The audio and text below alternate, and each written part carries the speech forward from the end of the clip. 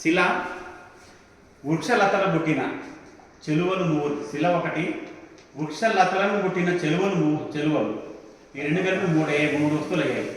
శిక్ష వృక్షలతలను పుట్టిన చెలువలు ఊరును కూడి చిడుముడి పడుచున్ తలవాకిట రమయింతురు సలిలితముగన్ దీని నెరవు సరస్సులు గలరే. ఇది ఇంకో పద్యంలో క్లూ ఇచ్చారు. వండినది ఎండినది ఒకటి, ఖండించిన పచ్చిది ఒకటి, ఖండించిన పచ్చిది ఒకటి, తిండికి రుచి అయి ఉండును ఖండితముగా దీని తెలుపు కవియం గలడే. ఇది కూడా ఆకో ఒక్క సున్న కలిపి చెప్పిన పద్యం ఇది. ఈ పద్యానికి ఒకటే ఆన్సర్. బాగుంది. ఆమె ఇప్పటి నుంచి బ్రాకెట్లో ట్యాగ్ లైన్ పెట్టారు సార్, సినిమాకి వచ్చినట్టుగా. నిజంగా ఫస్ట్ ఏదో అనుకుంటే ఏదో అయిపోయి లాస్ట్కి. కానీ చాలా ధన్యవాదాలు, చాలా బాగుంది. సరే, ఇప్పుడు నాకు ఇచ్చిన లఘువంశాలలో చిన్న ఒక సంకలనం అండి. ఇది శ్రీ దీపాల పిచ్చేశాస్త్రి గారి రత్నాకరం ఉంది, దాంట్లో నుంచి తీసుకోవడం జరిగింది. ఇది బహుశా అంతకుముందు కవర్ అయ్యింది చెప్పలేను, కానీ ఎందుకు నాకు నచ్చింది చెప్పాలనిపించింది. దాని ఫస్ట్ దాన్ని చదువుతాను. కలువల రాజు బావ సతి కన్న కుమారుని అన్న మన్మని. తెలిసినట్టుగా ఉంటుంది, తెలియకుండా ఉంటుంది. పురాణ పురుషులందరూ దీంట్లో ఉన్నారు. కలువల రాజు బావ సతి కన్న కుమారుని అన్న మన్మని, తొలచిన వాని కార్యములు తూకుని చేసిన వాని తండ్రిని, చిలికిన వాని వైరి పతి చెల్లెలి బావకు అన్న తండ్రికి, వలచిన వాహనము వలె వచ్చడిని ఇంటికి చూడవే చెలి అని. ఒక మనిషి, పెద్ద మనిషి ఎవరో మరి పొలం పనులు చేసుకుని వస్తున్నారో, లేకపోతే ఎవరైనా ఇద్దరు ఆడవాళ్ళు ఒక మనిషి ఇంటికి వస్తుంటే ఆ మనిషిని దారిలో చూసి ఇలా వస్తున్నాడు చూడవే, ఇలా ఉన్నాడు వీడు అన్నట్టుగా. మరి కవికి ఏం చూసుకోవడం ఇది వచ్చిందో తెలియదు, కానీ నాకు ఎట్లా అనిపించిందంటే, ఈ కవులు గుంటూరు సైడ్ పోయేటప్పుడు, పల్లెటూళ్ళలో పోయేటప్పుడు ఫస్ట్ మన బస్సులో వెళ్ళినప్పుడు ఫస్ట్ చెరువు వస్తుంది. ఆ చెరువు బట్టి కొన్ని ఇళ్ళు ఉంటాయి. అలా ఇంటి ముందు ఉన్నటువంటి కవిరాజు గారికి ఆ చెరువులో ఉన్నటువంటి కలువలు చూసి, ఆ కలువ నీళ్ళల్లో ప్రతిబింబం చంద్రుడు చూసిన తర్వాత, అప్పుడు ఆ రైతు మన పొలం పనులు ఊహించుకొని వస్తూ ఉన్నప్పుడు ఈయనను చూసి ఈ విధంగా స్ఫురించిందేమో నాకు అనిపిస్తుందండి. ఇప్పుడు దాన్ని వివరించుకుంటూ చాలా అర్థం నాకు చాలా బాగా నచ్చింది. కలువల రాజు అందరికీ తెలిసిందే ఇది. కలువల రాజు అంటే చంద్రుడు గారు. కలువల రాజు బావ సతి. కలువల రాజు బావగారు ఏమనండి, ఆ చంద్రుడు గారి బావగారు విష్ణువు. సో ఆయన సతి లక్ష్మీదేవి. సో కలువల రాజు బావ సతి కన్న కుమారుడు. సో లక్ష్మీదేవి గారి కన్న కుమారుడు మన్మధుడు. కలువల రాజు బావ సతి కన్న కుమారుని అన్న, ఆ మన్మధుడు గారి అన్నగారు బ్రహ్మ. ఆ బ్రహ్మ మన్మని. సో మనకు అటొచ్చి మొదటి పాదంలో చెప్పింది ఏంటంటే, ఈ రావణాసురుడిని చెప్పారు. కలువల రాజు బావ సతి కన్న కుమారుని అన్న మన్మని, ఆ రావణాసురుడిని, తొలచిన వాని కార్యములు తూకుని చేసిన వాని తండ్రిని. తొలచిన వాని కార్యములు అంటే మన రావణాసురుడి గారిని చంపింది రాముల వారు. ఆ తొలచిన వాని కార్యములు తూకుని చేసిన ఆంజనేయ స్వామి. ఆ ఆంజనేయ స్వామి తండ్రి అంటే వాయుదేవుడు. ఆ వాయుదేవుడిని చలికిన వాణి. చిలికిన ఎవరంటే ఆ వాయుదేవుడు మందర పర్వతాన్ని చేసి శేషుడు, మన శేషుడు. ఆ శేషుడు వైరి. ఆ శేషుడికి వైరి ఎవరు? గరుత్మంతుడు. ఆ గరుత్మంతుడి పతి శ్రీకృష్ణుడు. ఆ శ్రీకృష్ణుడి పతి చెల్లెలి సుభద్రాదేవి. సుభద్రాదేవి గారికి హస్బెండ్ వచ్చేసి అర్జునుడు వారు. అర్జున వారి ఆ చెల్లెలి బావకు, అంటే అక్కడ ఇద్దరు బావలు ఉన్నారు. అక్కడ ఇద్దరు బావలు మొదటి బావను తీసుకున్నారు. ఆ మొదటి బావ వచ్చేసి భీముడు. ఆ చెల్లెలి బావకు అన్న తండ్రికి, ఎక్కడైతే ఆ బావగారు ఉన్నారో ఆ బావగారి తండ్రి వచ్చేసి ధర్మరాజు గారు. ఆ ధర్మరాజు గారి తండ్రి గారు వచ్చేసి ఎటు వచ్చి మళ్ళీ యముడైపోయారు. ఆ యముడిని వలచిన వాహనము వల్లే వచ్చేడింటికి చూడవే చెలి అంటే ఆశకి ఏం చెప్పారంటే, కలువలతో స్టార్ట్ చేసి ఈ వచ్చే దున్నపోతూ వచ్చారు ఆ వచ్చిన గెస్ట్ని. ఈ విధంగా మంచి పద్యం ఒకటి తయారైపోయింది. మరి ఎంత బాగా గురించిన కవి గారికి. ఇప్పుడు చదువుతూ ఉంటే, కలువల రాజు బావసతి కన్న కుమారుని అన్న మన్మని, తొలచిన వాని కార్యములతో కొని చేసిన తండ్రిని, చిలికిన వాని వైరిపతి కృష్ణుడు. వైరిపతి చెల్లెలి బావకు అన్న తండ్రికి, వలచిన వాహనము వల్ల వచ్చడి ఇంటికి చూడవే చెల్లి. ఆ దున్నపోతులు మనం ఈ విధంగా భర్తీ చేశారు. ఆ వచ్చిన గెస్ట్ని అది నేను సేకరించడం జరిగింది.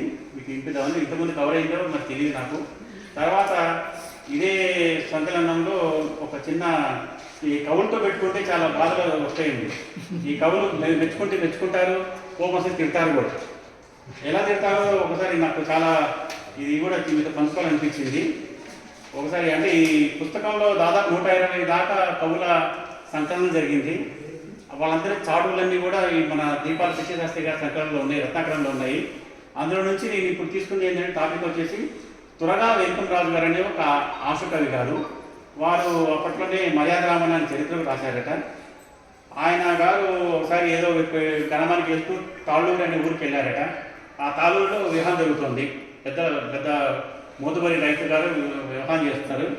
ఆ వివాహంలో వెళ్తే సరే నన్ను ఏదైనా బహుకరించకపోతారా అన్నట్టుగా కవులు గారు ఆ ఊరికి వెళ్ళి సరే ఎట్లా పెళ్లి జరుగుతుంది కానీ అన్ని కూడా బహుకరిస్తారేమో ఏదన్నా సంభవం లాంటివి ఇచ్చుకుంటారేమో అన్నట్టుగా ఇంటికి వెళ్ళారట. ఇంటికి వెళ్తే ఆయన పెద్ద మనిషి ఏమో పెళ్లి పనులు ఉన్నారు. ఈ టైంలో ఈ టైం రావడం ఏంటంటే ఈ కవి గారు ఏడుపులు నాకు అక్కర్లేదు, ఇప్పుడు ఆయన తర్వాత రమ్మను చాలాసార్లు వెళ్ళిపోమని కబురు పంపించారు. కవి గారికి సహజంగానే కోపం వచ్చేసింది. నా తటవాన్ని పట్టుకొని ఈ విధంగా చేశారా అని చెప్పేసి ఒక తొలినాడు ఏదో అందరూ ఏడుస్తున్నారు కదా అని చెప్పేసి ఈ పెళ్లిలో కవులే కాదు పెళ్లికి వచ్చిన వారందరూ ఏడుస్తూనే ఉన్నారు అని మొదలుపెట్టాడండి ఆయన్ని. ఆ ఏడుపు అంతా ఏంటో మనం చూద్దాం ఒకసారి. కానీ ఇది చదివిన తర్వాత ఎట్లా తెలిసిందంటే ఆ ఊర్లో ఉండేటువంటి పద్ధతులు, సాంఘిక స్థితి, ట్యాక్సేషను మొత్తం తెలిసిపోయిందండి ఈ పద్యంలో. అన్నవరం పెళ్లి పేరెంటాండ్రు పెను రంకులకు ఏడువా. ఈయనకు ఇంకా ఆకర్షణ వచ్చేసింది మన కవి గారికి, ఈ వెంకటరాజు గారికి. పెళ్లి పేరెంటాండ్రు పెను రంకులకు ఏడువా, బాజా భజంత్రీలు పప్పుకేడువా, రాజబంధువులంతా రంకుముండలకేడువా, బాధారు వెలదులు పసుపుకేడువా, వచ్చి పోయేడు వారు ఒక్కలాకులకేడువా, గుగ్గిళ్ళకై పెళ్లి గుర్రమేడువా, పల్లకీ బోయిలు భత్యాలకై ఏడువా, పలు పురోహితుడు నేబులకు నేడువా, హారతి రూక ఆడుబిడ్డలు నేడువా, కుర్రవాళ్ళందరూ కూటికేడువా, హల్లుడు అనాథయించు అత్తమామలు ఏడువా, కట్టముకై గ్రామ కరణమేడువా, పెద్ద మగండని పెళ్లి కూతురు ఏడువా, పిల్ల చిన్నది నటించు పెరిమిటేడువా, సాల్పుగా ఇన్ని ఏడుపుల సాగిన పెళ్లి సరస తాలూరి లోపల విరసముగను నర్ర పేరయ్య చేశాను ఈనాటికి హహా కమ్మ కులమున జన్మించి గన్లు నవ్వ అని మొత్తం ఆకాశవంతి నేర్పేసి చెప్పేశారండి. ఈ విధంగా ఇది నాకు నచ్చి మీకోసారి పంచుకుందని చెప్పి చెప్పడం జరిగింది. అంటే ఇందులో బలిజేపల్లి గారి పద్యంలో వచ్చిన తర్వాత ఎప్పుడైతే గురంజాశ్వ గారి పద్యాలు వచ్చాయో అప్పుడు ఆ కాటిసీనికి చాలా ప్రాముఖ్యత పెరిగింది, ఇష్టం పెరిగింది, చూడడం కూడా జరిగింది.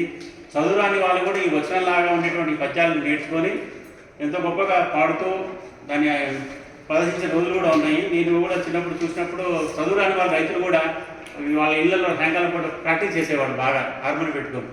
ఆ విధంగా ఉన్నటువంటి దానిలో మరి 2-3 పద్యాలు ఉన్నాయి. కానీ నేను మరి ఏం చెప్పమంటారో మీకు 4-5 పద్యాలు అయితే ప్రిపేర్ అయి ఉన్నాను.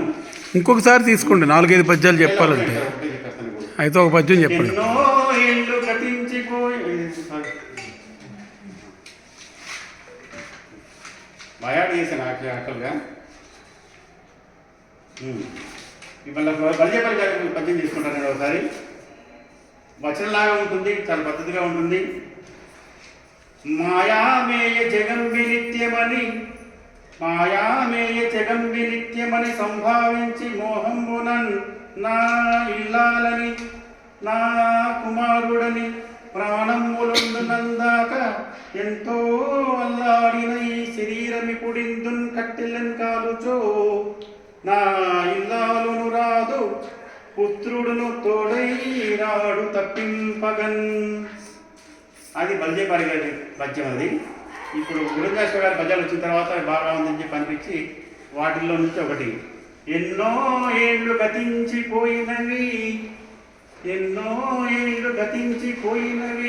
కానీ ఈ శ్మశాన స్థలి కన్నులు మోసిన మందభాగ్యుడు ఒక్కండైనను లేచిరాడు అకట ఎన్నాళ్ళీ చలనంబు లేని శయనంబు ఏ తల్లులల్లాడిరో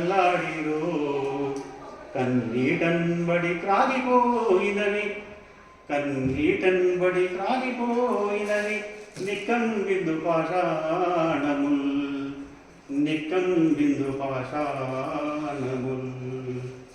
ఇది ఒకటి లాస్ట్లో ఒకటి పద్ధతి తీసుకుంటానండి. ఇచ్చోటనే ఇచ్చోటనే సత్కవీంద్రుని కమ్మని కలము నిపులలోన కరగిపోయే. ఇచ్చోటనే భూములేలు రాజన్యుని అధికార ముద్రికల్ అంతరించే. ఇచ్చోటనే లేత ఇల్లాలి